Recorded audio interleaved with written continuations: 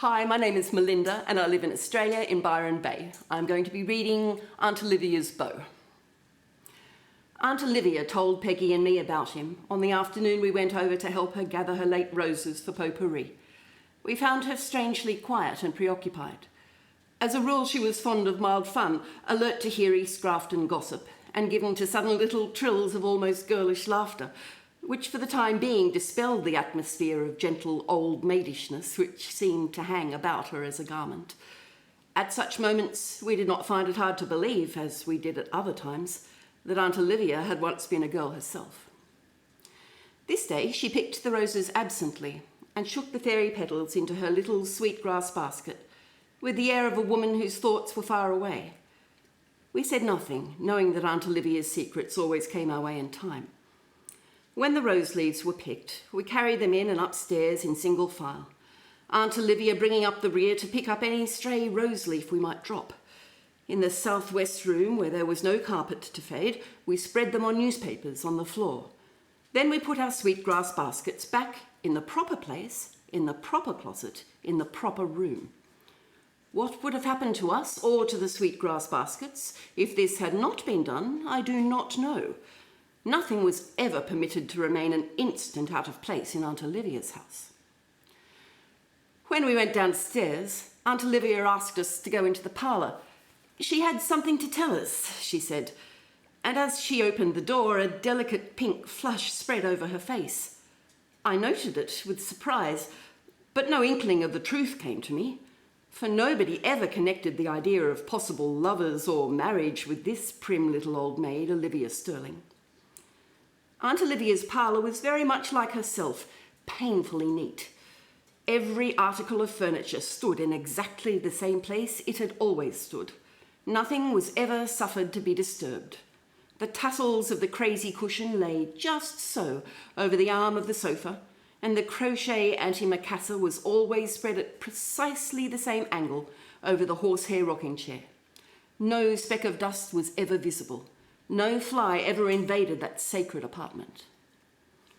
Aunt Olivia pulled up a blind to let in what light could sift finely through the vine leaves, and sat down in a high-backed old chair that had appertained to her great-grandmother.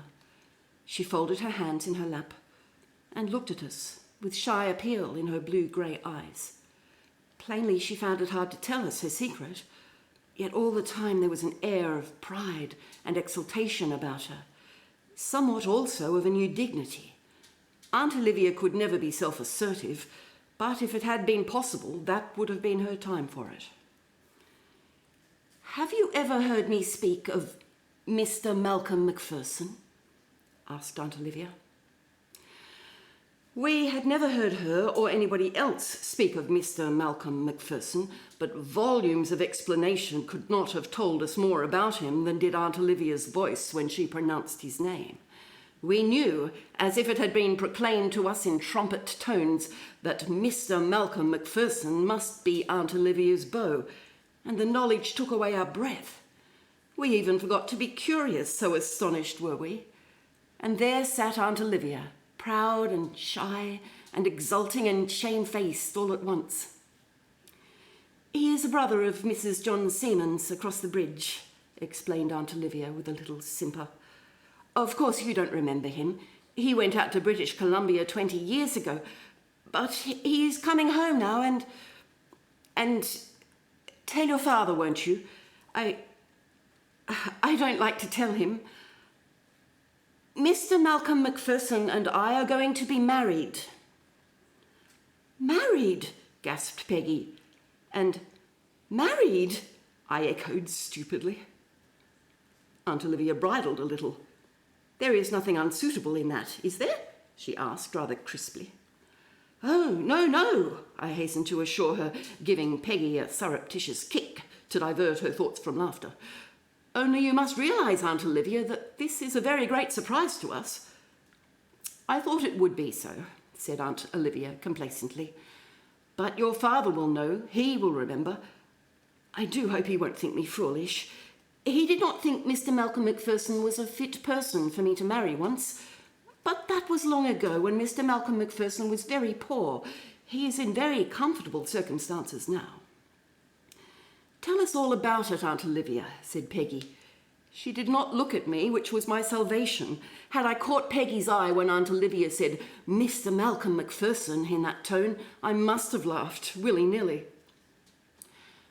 When I was a girl, the MacPhersons used to live across the road from here. Mr. Malcolm MacPherson was my beau then. But my family, and your father especially, dear me, I do hope he won't be very cross, were opposed to his attentions and were very cool to him. I think that was why he never said anything to me about getting married then. And after a time he went away, as I have said, and I never heard anything from him directly for many a year. Of course, his sister sometimes gave me news of him, but last June I had a letter from him. He said he was coming home to settle down for good on the old island, and he asked me if I would marry him. I wrote back and said I would. Perhaps I ought to have consulted your father, but I was afraid he would think I ought to refuse Mr. Malcolm MacPherson. "Oh, I don't think father will mind," said Peggy reassuringly. "I hope not, because, of course, I would consider it my duty in any case to fulfil the promise I have given to Mr. Malcolm MacPherson. He will be in Grafton next week, the guest of his sister, Mrs. John Seaman, across the bridge." Aunt Olivia said that exactly as if she were reading it from the personal column of the Daily Enterprise. "When is the wedding to be?" I asked. "Oh," Aunt Olivia blushed distressfully, "I do not know the exact date. Nothing can be definitely settled until Mr. Malcolm MacPherson comes. But it will not be before September at the earliest. There will be so much to do. You will tell your father, won't you?" We promised that we would, and Aunt Olivia arose with an air of relief. Peggy and I hurried over home, stopping when we were safely out of earshot to laugh. The romances of the middle-aged may be to them as tender and sweet as those of youth, but they are apt to possess a good deal of humour for onlookers. Only youth can be sentimental without being mirth-provoking. We loved Aunt Olivia and were glad for her late new blossoming happiness, but we felt amused over it also. The recollection of her Mr. Malcolm MacPherson was too much for us every time we thought of it. Father pooh-poohed incredulously at first, and when we had convinced him, guffawed with laughter. Aunt Olivia need not have dreaded any more opposition from her cruel family. "MacPherson was a good fellow enough, but horribly poor," said father. "I hear he has done very well out west, and if he and Olivia have a notion of each other, they are welcome to marry as far as I am concerned. Tell Olivia she mustn't take a spasm if he tracks some mud into her house once in a while." Thus it was all arranged, and before we realised it at all, Aunt Olivia was mid-deep in marriage preparations, in all of which Peggy and I were quite indispensable. She consulted us in regard to everything, and we almost lived at her place in those days preceding the arrival of Mr. Malcolm MacPherson. Aunt Olivia plainly felt very happy and important. She had always wished to be married. She was not in the least strong-minded, and her old maidenhood had always been a sore point with her. I think she looked upon it as somewhat of a disgrace. And yet she was a born old maid. Looking at her and taking all her primness and little set ways into consideration, it was quite impossible to picture her as the wife of Mr. Malcolm MacPherson or anybody else. We soon discovered that, to Aunt Olivia, Mr. Malcolm MacPherson represented a merely abstract proposition, the man who was to confer on her the long-withheld dignity of matronhood. Her romance began and ended there, although she was quite unconscious of this herself and believed that she was deeply in love with him.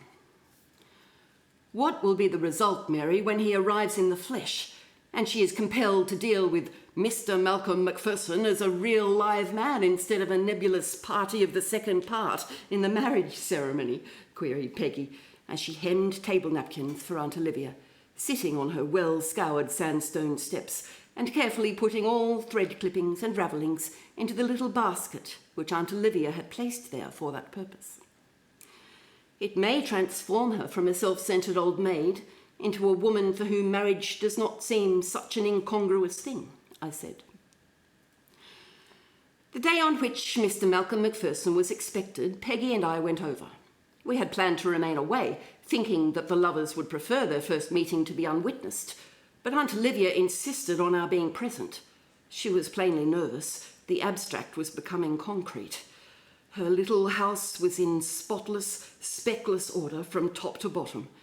Aunt Olivia had herself scrubbed the garret floor and swept the cellar steps that very morning with as much painstaking care as if she expected that Mr. Malcolm MacPherson would hasten to inspect each at once, and she must stand or fall by his opinion of them.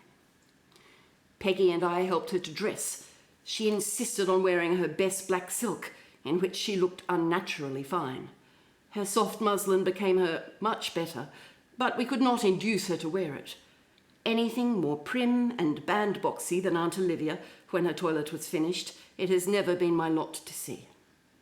Peggy and I watched her as she went downstairs, her skirt held stiffly up all around her, that it might not brush the floor. Mr. Malcolm MacPherson will be inspired by such awe that he will only be able to sit back and gaze at her, whispered Peggy. I wish he would come and have it over. This is getting on my nerves. Aunt Olivia went into the parlour, settled herself in the old carved chair and folded her hands. Peggy and I sat down on the stairs to await his coming in a crisping suspense.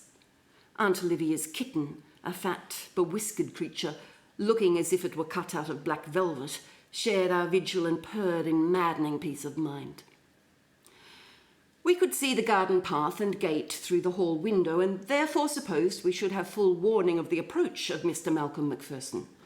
It was no wonder, therefore, that we positively jumped when a thunderous knock crashed against the front door and re-echoed through the house. Had Mr. Malcolm MacPherson dropped from the skies?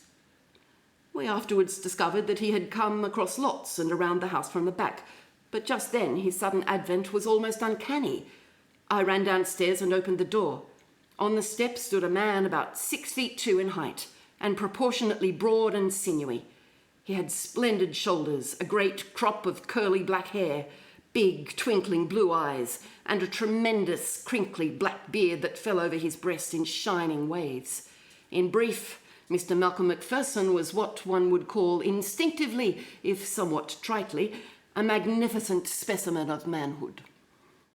In one hand he carried a bunch of early goldenrod and smoke blue asters.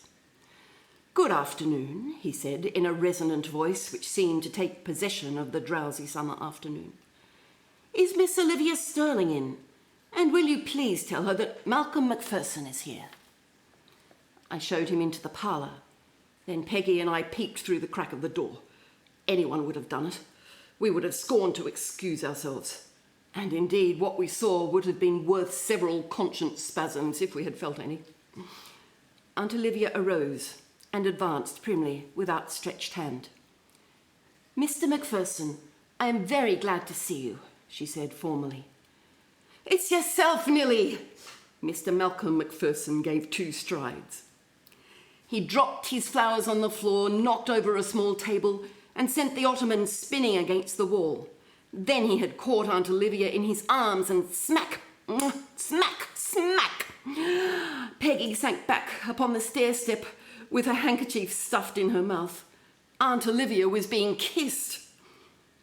Presently Mr. Malcolm MacPherson held her back at arm's length in his big paws and looked her over. I saw Aunt Olivia's eyes roam over his arm to the inverted table and the litter of asters and goldenrod. Her sleek crimps were all ruffled up, and her lace fichu twisted half around her neck. She looked distressed. It's not a bit changed you are, Nilly, said Mr. Malcolm MacPherson admiringly. And it's good I'm feeling to see you again. Are you glad to see me, Nilly? Oh, of course, said Aunt Olivia. She twisted herself free and went to set up the table. Then she turned to the flowers, but Mr. Malcolm MacPherson had already gathered them up, leaving a goodly sprinkling of leaves and stalks on the carpet. I picked these for you in the river field, Nilly, he said. Where will I be getting something to stick them in? Here, this will do. He grasped a frail painted vase on the mantel, stuffed the flowers in it and set it on the table. The look on Aunt Olivia's face was too much for me at last. I turned, caught Peggy by the shoulder and dragged her out of the house. He will horrify the very soul out of Aunt Olivia's body if he goes on like this, I gasped. But he's splendid, and he thinks the world of her. And oh, Peggy, did you ever hear such kisses? Fancy Aunt Olivia! It did not take us long to get well acquainted with Mr. Malcolm Macpherson.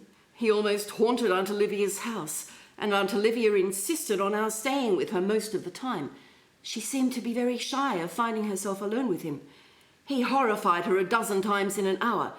Nevertheless, she was very proud of him and liked to be teased about him too. She was delighted that we admired him. Though to be sure he is very different in his looks from what he used to be, she said. He is so dreadfully big, and I do not like a beard, but I have not the courage to ask him to shave it off. He might be offended.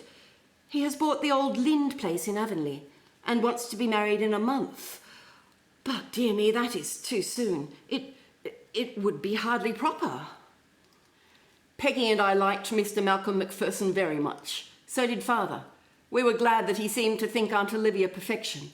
He was as happy as the day was long, but poor Aunt Olivia, under all her surface pride and importance, was not. Amid all the humour of the circumstances, Peggy and I snuffed tragedy compounded with the humour. Mr. Malcolm Macpherson could never be trained to old maidishness, and even Aunt Olivia seemed to realise this. He never stopped to clean his boots when he came in, although she had an ostentatiously new scraper put at each door for his benefit. He seldom moved in the house without knocking some of Aunt Olivia's treasures over. He smoked cigars in her parlour and scattered the ashes over the floor. He brought her flowers every day and stuck them into whatever receptacle came handiest. He sat on her cushions and rolled her antimacassars up into balls. He put his feet on her chair rungs, and all with the most distracting unconsciousness of doing anything out of the way. He never noticed Aunt Olivia's fluttering nervousness at all. Peggy and I laughed more than was good for us those days. It was so funny to see Aunt Olivia hovering anxiously around, picking up flower stems and smoothing out tidies, and generally following him about to straighten out things. Once she even got a brush and a dustpan and swept the cigar ashes under his very eyes. "Now don't be worrying yourself over that, Nellie," he protested. "Why, I don't mind a litter, bless you." How good and jolly he was, that Mr. Malcolm Macpherson. Such songs as he sang, such stories as he told, such a breezy, unconventional atmosphere as he brought into that prim little house where stagnant dullness had reigned for years. He worshipped Aunt Olivia, and his worship took the concrete form of presents galore. He brought her a present almost every visit, generally some article of jewellery. Bracelets, rings, chains, eardrops, lockets, bangles were showered upon our precise little aunt. She accepted them deprecatingly, but never wore them. This hurt him a little, but she assured him she would wear them all sometime. "I am not used to jewellery, Mr. Macpherson," she would tell him. Her engagement ring she did wear. It was a rather loud combination of engraved gold and opals. Sometimes we caught her turning it on her finger with a very troubled face. "I would be sorry for Mr. Malcolm Macpherson if he were not so much in love with her," said Peggy. "But as he thinks that she is perfection, he doesn't need sympathy." "I am sorry for Aunt Olivia," I said. "Yes, Peggy, I am. Mr. Macpherson is a splendid man, but Aunt Olivia is a born old maid, and it is outraging her very nature to be anything else. Don't you see how it's hurting her? His big, splendid man ways are harrowing her very soul up. She can't get out of her little narrow groove, and it is killing her to be pulled out." "Nonsense," said Peggy. Then she added with a laugh, "Mary, did you ever see anything so funny as Aunt Olivia sitting on Mr. Malcolm Macpherson's knee?" It was funny. Aunt Olivia thought it very unbecoming to sit there before us, but he made her do it. He would say with his big jolly laugh, "Don't be minding the little girls," and pull her down on his knee and hold her there. To my dying day, I shall never forget the expression on the poor little woman's face. But as the days went by, and Mr. Malcolm Macpherson began to insist on a date being set for the wedding, Aunt Olivia grew to have a strangely disturbed look. She became very quiet and never laughed except under protest. Also, she showed signs of petulance when any of us, but especially Father, teased her about her beau. I pitied her, for I think I understood better than the others what her feelings really were. But even I was not prepared for what did happen. I would not have believed that Aunt Olivia could do it. I thought that her desire for marriage in the abstract would outweigh the disadvantages of the concrete. But one can never reckon with real bred-in-the-bone old maidism. One morning, Mr. Malcolm Macpherson told us all that he was coming up that evening to make Aunt Olivia set the day. Peggy and I laughingly approved, telling him that it was high time for him to assert his authority, and he went off in great good humour across the river field, whistling a Highland Strathspey. But Aunt Olivia looked like a martyr. She had a fierce attack of house cleaning that day and put everything in flawless order, even to the corners. As if there was going to be a funeral in the house, sniffed Peggy. Peggy and I were up in the southwest room at dusk that evening, piecing a quilt, when we heard Mr. Malcolm Macpherson shouting out in the hall below to know if anyone was home. I ran out to the landing, but as I did so, Aunt Olivia came out of her room, brushed past me, and flitted downstairs. "Mr. Macpherson," I heard her say, with double-distilled primness, "will you please come into the parlour? I have something to say to you." They went in, and I returned to the southwest room. "Peg, there's trouble brewing," I said. "I'm sure of it by Aunt Olivia's face. It was grey, and she has gone down alone and shut the door." "I'm going to hear what she says to him," said Peggy resolutely. "It is her own fault. She has spoiled us by always insisting that we should be present at their interviews. That poor man has had to do his courting under our very eyes. Come on, Mary." The southwest room was directly over the parlour, and there was an open stovepipe hole leading up therefrom. Peggy removed the hat box that was on it, and we both deliberately and shamelessly crouched down and listened with all our might. It was easy enough to hear what Mr. Malcolm Macpherson was saying. "I've come up to get the date settled, Nellie, as I told you. Come now, little woman, name the day. Smack!" "Don't, Mr. Macpherson," said Aunt Olivia. She spoke as a woman who has keyed herself up to the doing of some very distasteful task and is anxious to have it over and done with as soon as possible. "There is something I must say to you. I cannot marry you, Mr. Macpherson." There was a pause. I would have given much to have seen the pair of them. When Mr. Malcolm Macpherson spoke, his voice was that of blank, uncomprehending amazement. "Nellie, what is it you are meaning?" he said. "I cannot marry you, Mr. Macpherson," repeated Aunt Olivia. "Why not?" Surprise was giving way to dismay. "I don't think you will understand, Mr. Macpherson," said Aunt Olivia faintly. "You don't realise what it means for a woman to give up everything, her own home and friends, and all her past life, so to speak, and go far away with a stranger." "Why, I suppose it will be rather hard, but nearly Avonlea isn't very far away, not more than 12 miles, if it will be that." 12 miles? It might as well be at the other side of the world to all intents and purposes, said Aunt Olivia obstinately. "I don't know a living soul there except Rachel Lynde." "Why didn't you say so before I bought the place then? But it's not too late. I can be selling it and buying right here in East Grafton, if that will please you. Though there isn't half as nice a place to be had, but I'll fix it up somehow." "No, Mr. Macpherson," said Aunt Olivia firmly. "That doesn't cover the difficulty. I knew you would not understand. My ways are not your ways, and I cannot make them over. For you track mud in, and you don't care whether things are tidy or not." Poor Aunt Olivia had to be Aunt Olivia. If she were being burned at the stake, I verily believe she would have dragged some grotesqueness into the tragedy of the moment. "The devil," said Mr. Malcolm Macpherson, not profanely or angrily, but as in sheer bewilderment. Then he added, "Nellie, you must be joking.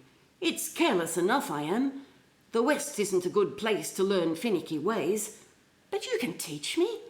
You're not going to throw me over because I track mud in." "I cannot marry you, Mr. Macpherson," said Aunt Olivia again.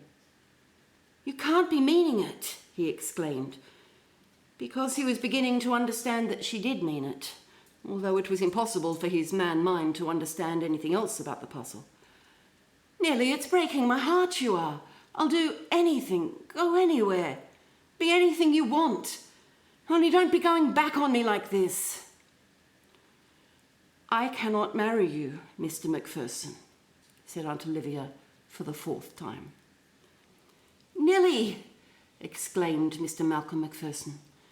There was such real agony in his tone that Peggy and I were suddenly stricken with contrition. What were we doing? We had no right to be listening to this pitiful interview. The pain and protest in his voice had suddenly banished all the humour from it and left naught but the bare, stark tragedy. We rose and tiptoed out of the room, wholesomely ashamed of ourselves.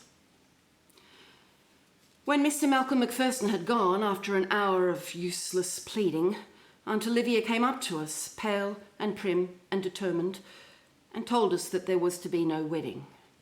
We could not pretend surprise, but Peggy ventured a faint protest. "Oh, Aunt Olivia, do you think you have done right?" "It was the only thing I could do," said Aunt Olivia stonily.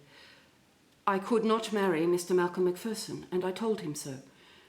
Please tell your father, and kindly say nothing more to me about the matter." Then Aunt Olivia went downstairs, got a broom, and swept up the mud Mr. Malcolm Macpherson had tracked over the steps. Peggy and I went home and told Father. We felt very flat, but there was nothing to be done nor said. Father laughed at the whole thing, but I could not laugh. I was sorry for Mr. Malcolm Macpherson, and though I was angry with her, I was sorry for Aunt Olivia too.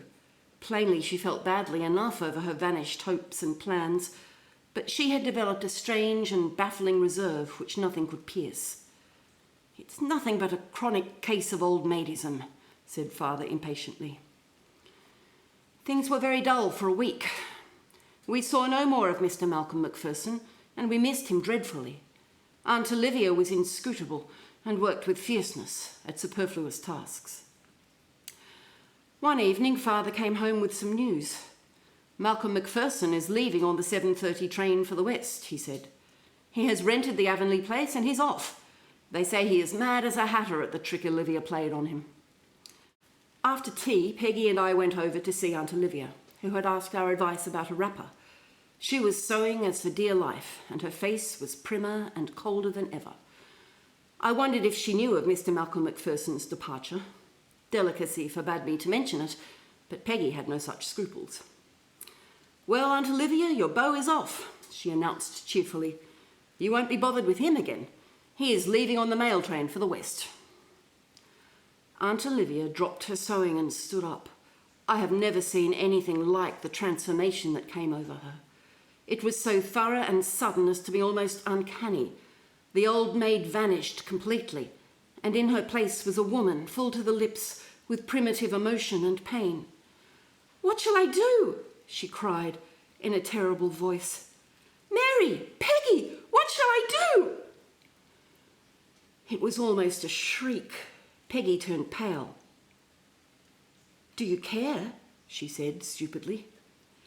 "Care? Girls, I shall die if Malcolm Macpherson goes away. I have been mad. I must have been mad. I have almost died of loneliness since I sent him away. But I thought he would come back. I must see him. There is time to reach the station before the train goes if I go by the fields." She took a wild step towards the door, but I caught her back with a sudden mind vision of Aunt Olivia flying bareheaded and distraught across the fields. "Wait a moment, Aunt Olivia. Peggy, run home and get Father to harness Dick in the buggy as quickly as he can. We'll drive Aunt Olivia to the station. We'll get you there in time, Auntie." Peggy flew, and Aunt Olivia dashed upstairs. I lingered behind to pick up her sewing, and when I got to her room she had her hat and cape on. Spread out on the bed were all the boxes of gifts which Mr. Malcolm Macpherson had brought her, and Aunt Olivia was stringing their contents feverishly about her person. Rings, 3 brooches, a locket, 3 chains and a watch, all went on. Anyway and anyhow, a wonderful sight it was to see Aunt Olivia bedizened like that. I would never wear them before, but I'll put them all on now to show him I'm sorry, she gasped with trembling lips. When the three of us crowded into the buggy, Aunt Olivia grasped the whip before we could prevent her, and leaning out gave poor Dick such a lash as he had never felt in his life before. He went tearing down the steep, stony, fast darkening road in a fashion which made Peggy and me cry out in alarm. Aunt Olivia was usually the most timid of women, but now she didn't seem to know what fear was. She kept whipping and urging poor Dick the whole way to the station, quite oblivious to our assurances that there was plenty of time. The people who met us that night must have thought we were quite mad. I held on the reins, Peggy gripped the swaying side of the buggy, and Aunt Olivia bent forward, hat and hair blowing back from her set face with its strangely crimson cheeks, and plied the whip. In such a guise did we whirl through the village and over the 2-mile station road. When we drove up to the station where the train was shunting amid the shadows, Aunt Olivia made a flying leap from the buggy and ran along the platform with her cape streaming behind her and all her brooches and chains glittering in the lights. I tossed the reins to a boy standing near and we followed. Just under the glare of the station lamp, we saw Mr. Malcolm Macpherson, grip in hand. Fortunately, no one else was very near, but it would have been all the same had they been the centre of a crowd. Aunt Olivia fairly flung herself against him. "Malcolm," she cried, "don't go, don't go. I'll marry you, I'll go anywhere. And I don't care how much mud you bring in." That truly Aunt Olivian touch relieved the tension of the situation a little. Mr. Macpherson put his arm about her and drew her back into the shadows. "There, there," he soothed. "Of course I won't be going. Don't cry, Nellie girl." "And you'll come right back with me now?" implored Aunt Olivia, clinging to him as if she feared he would be whisked away from her, yet if she let go for a moment. Of course," he said. Peggy got a chance home with a friend, and Aunt Olivia and Mr. Malcolm Macpherson and I drove back in the buggy. Mr. Macpherson held Aunt Olivia on his knee because there was no room, but she would have sat there, I think, had there been a dozen vacant seats. She clung to him in the most barefaced fashion, and all her former primness and reserve was swept away completely. She kissed him a dozen times or more and told him she loved him, and I did not even smile, nor did I want to. Somehow it did not seem the least funny to me then, nor does it now, although it doubtless will to others. There was too much real intensity of feeling in it all to leave any room for the ridiculous. So wrapped up in each other were they, that I did not even feel superfluous. I set them safely down in Aunt Olivia's yard and turned homeward, completely forgotten by the pair. But in the moonlight, which flooded the front of the house, I saw something that testified eloquently to the transformation in Aunt Olivia. It had rained that afternoon and the yard was muddy. Nevertheless, she went in at her front door and took Mr. Malcolm Macpherson in with her without even a glance at the scraper.